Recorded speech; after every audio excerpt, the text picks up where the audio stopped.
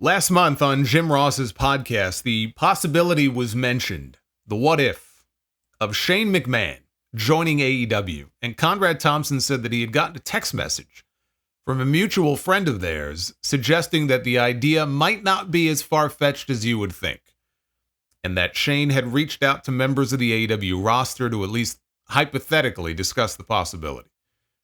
Dave Meltzer followed up and said that it was not anything serious. It was more of a case of Shane saying, wouldn't it be something if I showed up one day on Dynamite? Then a few weeks ago, Mercedes Moné talked about a chance meeting at the airport where she just so happened to bump into Shane McMahon. And these things got a lot of people talking, as you would imagine. The idea of any McMahon family member joining the competition seems impossible to fathom. Meltzer asked Tony Khan about it. Tony claimed at the time he had never met Shane before. He had never spoken with him before, ever in his life. That was 6 weeks ago. A lot can change in 6 weeks. This week, a photo surfaced of Tony Khan in a room meeting with Shane McMahon, who is no longer under any kind of contract with WWE, has not been for a while now. Shane is free to do what he wants. He's free to talk to whoever he wants. He supposedly inquired about a WWE return, and there just does not seem to be any interest in bringing him back. And why should there be? I mean, they don't need him. They don't have a need for him right now. But it was Wrestle Talk that posted the photo and the story that they learned Tony Khan and Shane McMahon had a private meeting last Monday in an office at a private airport in Arlington, Texas, where AEW is running a residency right now for a Collision at the Esports Auditorium, now through All In. Sean Ross Sapp of Fightful confirmed with sources that the meeting took place, which, we can see with our own two eyes that the meeting took place, with them discussing possibilities moving forward. In a statement given to Bully Ray that was read on Busted Open Radio of the photo and the report, Shane said, "Tony and I were connected through a mutual friend, and we had a great meeting. We talked about many things, but mostly about our shared love for the business and the rewards and challenges of working with family. I congratulated him on the 5-year anniversary of AEW and look forward to see how he evolves the business moving forward." So right from the horse's mouth, there you have it. It wasn't some dastardly AI trick. It was a real photo that really was Shane McMahon. It's a weird photo because of how casual it is. Like, Tony is sitting at the table and he's turned towards the person snapping the photo, just looking awkward as he always does. And Shane is standing on the opposite side of the table, leaning on an office chair, looking up with this look on his face like, really? Must you take my photo? I don't know who snapped the pic. Whoever it was, Tony and Shane were looking directly at them, so they would know exactly who the person is.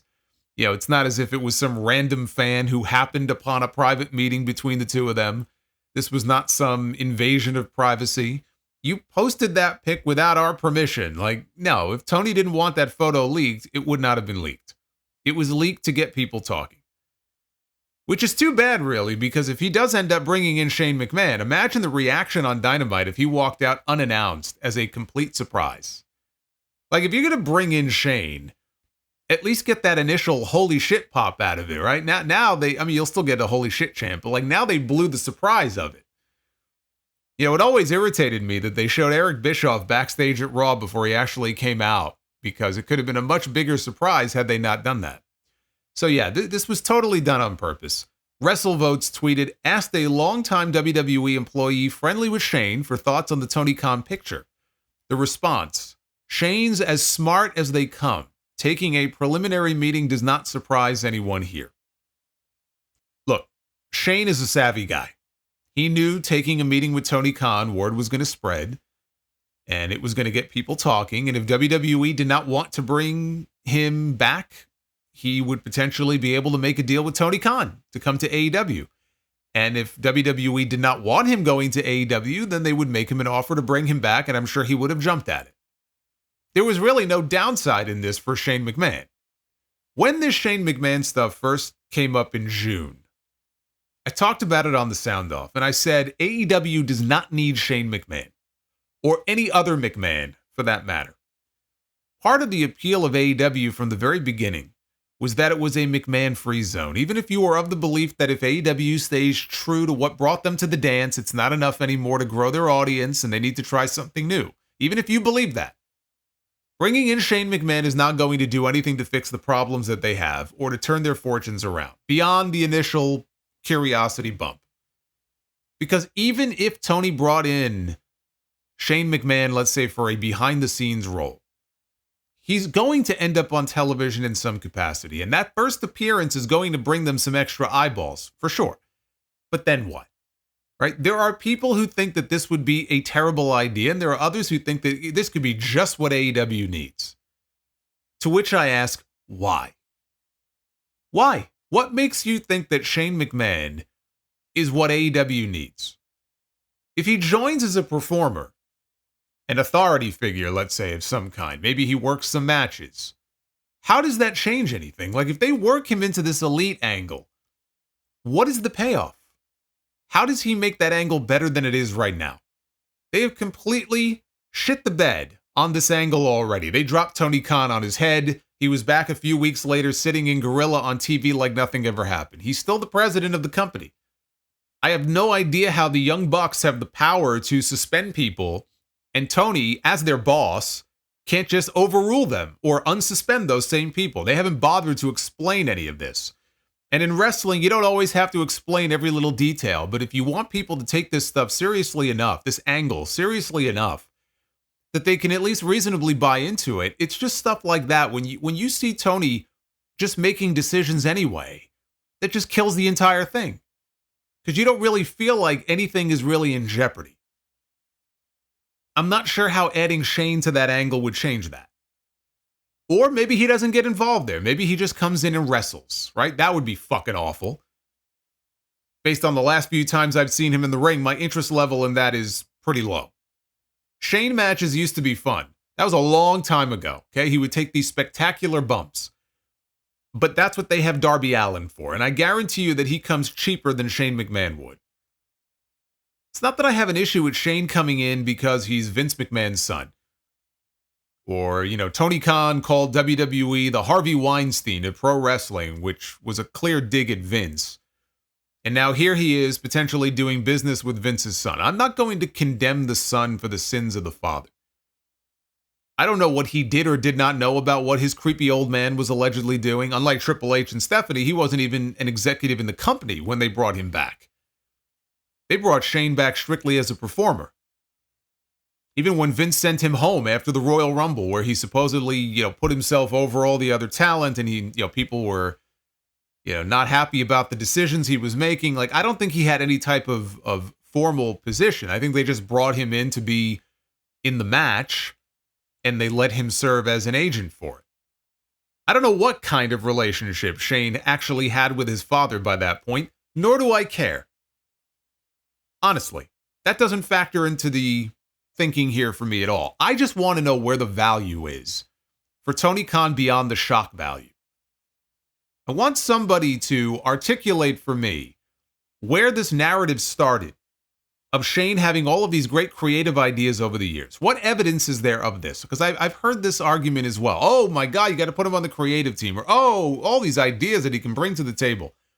What were some of these great ideas? I'm being serious. If there were great storylines in WWE that Shane McMahon was responsible for, I would love to know what they were so I could credit him for them. He was never on the writing team. So where is this coming from? He's had some business ideas. Dana White confirmed that Shane tried to get his dad to buy UFC 20 years ago so that he could run it, and Vince said no. Thank God he said no. If you wanted to kill mixed martial arts, that would have been one way to do it. Let Vince McMahon buy it. Paul Heyman has said that it was Shane's idea back in 2006 to revive ECW as a brand with the idea that it would be online only. It would not air on TV.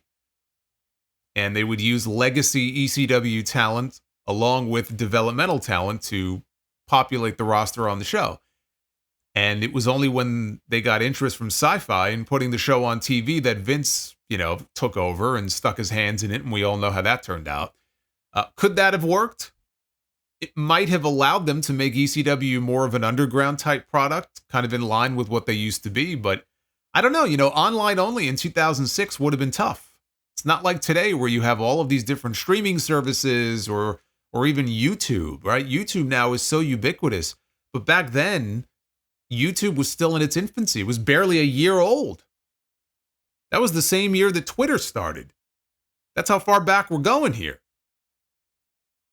So, I mean, from a business perspective, there's maybe more of an argument to be made about whether or not Shane brings value to AEW. He was the chairman and CEO of the first video on demand and pay-per-view service out of China. This company called You On Demand. U.S. companies have been trying to break into the Chinese market now for years, including WWE, by the way. And I know he formed some big relationships during that time with some of the major movie studios. That was over 10 years ago now.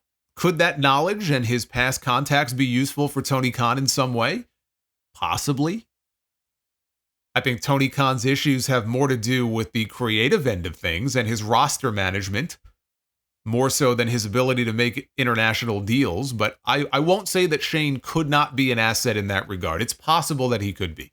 But all of this excitement I'm seeing is mostly from people who want to see him walk out on Dynamite like he walked out on Nitro in Panama City Beach when he announced that he now owned WCW. I cannot bring myself to get excited about Shane McMahon as a weekly on-air performer in 2024. I'm sorry. But I said this the other night. If Tony Khan wanted to sign Shane McMahon, you know what you could do? Let Shane run Ring of Honor. And I know people are going to laugh at that and what a waste of Shane McMahon. If he were to bring in Shane McMahon, let him run ROH. I'm serious. At the Death Before Dishonor scrum last week, Tony said that Ring of Honor has been part of his talks about a rights deal with Warner Brothers Discovery. And it would not be surprising if we were to see ROH get television on one of their properties. So it may not be TNT or TBS, could be one of their other channels. And he said he has come to the realization that Ring of Honor may need to be effectively rebranded as AEW Ring of Honor going forward. Now, he did not draw a straight line between the two things. He just said them one right after the other. The way I read that is, if they're ever going to get a television deal for Ring of Honor, he now realizes, he has come to the realization, it is going to have to be an AEW branded show. Not unlike how NXT is branded as WWE NXT. Well, if there's a chance that Ring of Honor is going to get television, the show suddenly takes on even more importance. Let Shane run it. Maybe he could do something interesting with it. Give him his own little writing staff, put a few AEW names on there that they can market the show around because it's going to need some stars if it's going to succeed. And then round out the roster with all the existing Ring of Honor names they have, and let's see how creative he can really be. Trying out new ideas, trying out new concepts, and if he can make something out of ROH as a TV property, that could be like his proof of concept, then maybe there's value that he can bring to Tony Khan that Tony Khan can exploit for the AEW product. But right now, I think a lot of people are just very excited that McMahon might show up on an AEW show, right? They love drama. It's like a hit of adrenaline, though. It wears off quickly. And then what? Anyone thinking Shane McMahon is the elixir that AEW needs to heal itself is being very short-sighted. Their argument is, well, nothing else is working, so why not? Well, I wouldn't say nothing else is working. They're about to sign a new deal with Warner Brothers Discovery for a healthy increase. They must be doing something right. But yes, they have problems. They're not growing their fan base. They're not turning a profit yet. All of these things are true. But nothing else is working, so why not, is not exactly a ringing endorsement, now is it? For all we know, this is just Shane generating a buzz to get an offer to go back to WWE. Because if they come calling, I have no doubt that he would be back there in a heartbeat. Sweating profusely, I'm sure.